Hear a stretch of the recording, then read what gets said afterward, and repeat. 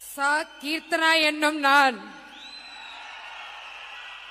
சட்டப்படி அமைக்கப்பெற்ற இந்திய அரசியல் அமைப்பின் பால் உண்மையான நம்பிக்கையும் மாறா பற்றும் கொண்டிருப்பேன் என்றும் இந்திய நாட்டின் ஒப்பில்லாத முழு முதல் ஆட்சியையும் ஒருமையையும் நிலைநிறுத்துவேன் என்றும் தமிழ்நாட்டு அரசின் அமைச்சராக உண்மையாகவும் உளச்சான்றின்படியும் என் கடமைகளை நிறைவேற்றுவேன் என்றும் அரசியலமைப்பிற்கும் சட்டத்திற்கும் இணங்க அச்சமும் ஒரு தலை சார்பும் இன்றி விருப்பு வெறுப்பை விலக்கி பலதரப்பட்ட மக்கள் அனைவருக்கும் நேர்மையானதை செய்வேன் என்று ஆண்டவன் மீது ஆணையிட்டு உறுதிமொழிகிறேன்.